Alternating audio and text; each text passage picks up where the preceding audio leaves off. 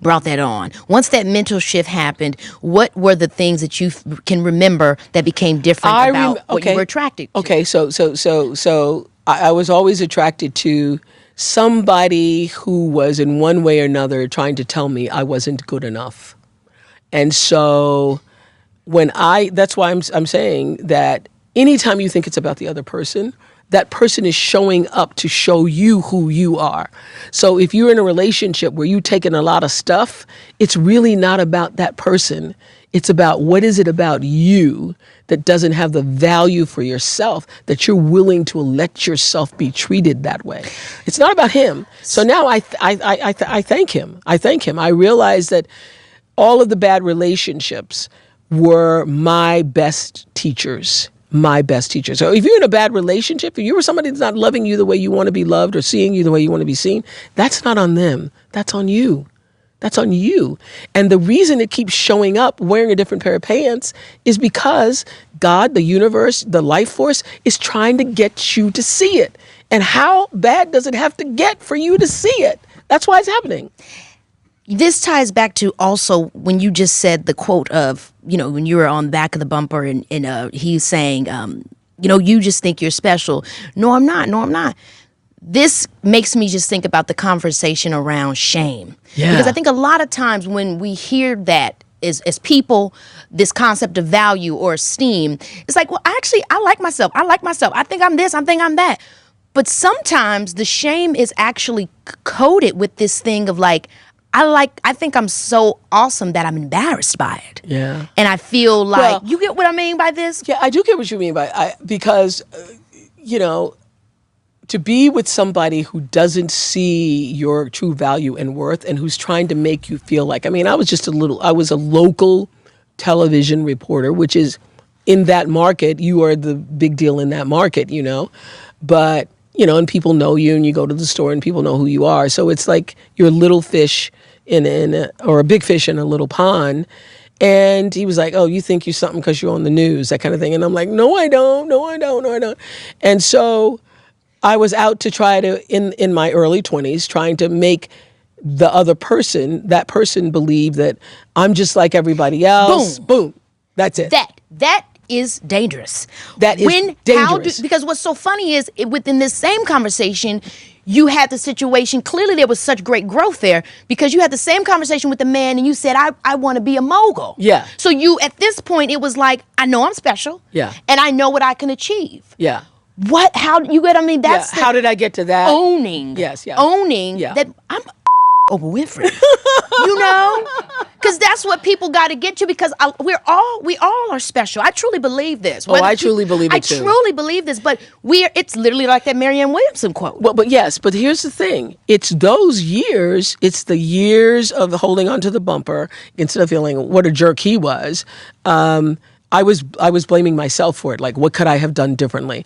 And so I was like, I would say around 26, 27, I came out of it. 28, I started doing my local talk show. 30, I moved to Chicago. By 30, I was solidly into this is what I want and this is what I want to achieve for myself. Yeah. But it took me some growing to get there. And you know what? If you grew up in an environment, and I say this all the time because one of the reasons why I feel so solidly grounded in life and so wise is that I have been obedient to the call of my life and I have paid attention. I'm not just willy-nillying. I'm not a part of the walking dead going through life. I'm paying attention to everything and I'm learning from every experience. And one of the reasons why I've been so gifted with blessings is because I had experience after experience after experience after experience to learn from on the show. I wasn't just doing a show.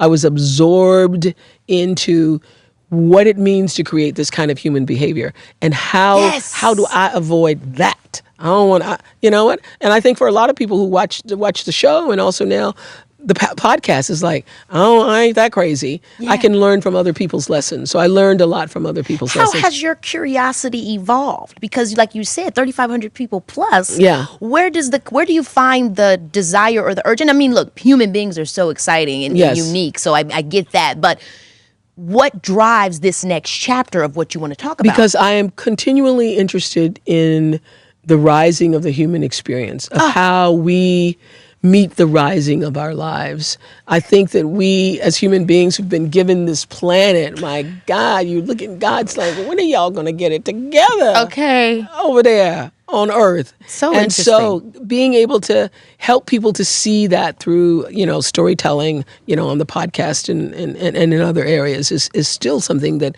brings me great joy, stimulation, and curiosity. Did you realize at the time, I think it's so important to ask people such as yourself, I mean, you are a cultural institution, but I always wonder, especially for any of us that are on our path, what did it feel like during the time? Did you actually feel like when you were doing the Oprah Winfrey Show, I'm making something crazy, incredible that's going to last a lifetime?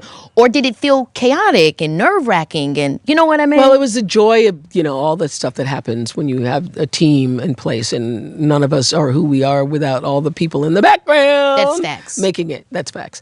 Making it happen. And so it was a machine that was really humanized by all of the passion and desire of producers and the entire staff to do a good job for the audience every day. And we decided around 1989, certainly I decided, that I wasn't going to just be a show. I was going to be a force for good in the world. And I did that after doing a show with the Ku Klux Klan. I mean, I saw the Ku Klux Klan giving signals to each other. I was trying to, show their vitriol and their hatred, and I realized, I'm doing the opposite. I'm creating a platform for them to spread their vitriol. Their unity. And I had done another show where a husband had his mistress on and his wife on, and he embarrassed his mistress in the middle of the show.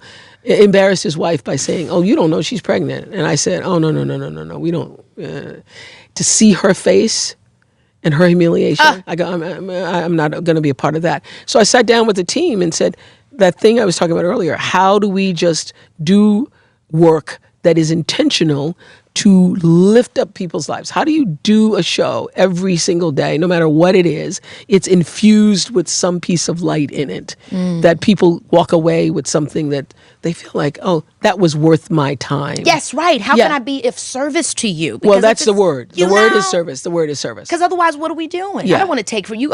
Everybody's already taken from you as Everybody is taking everything. So if I'm going to sit up here and ask for a minute of your time, you like Denzel, I'm leaving with something. You need to leave with something. Yeah.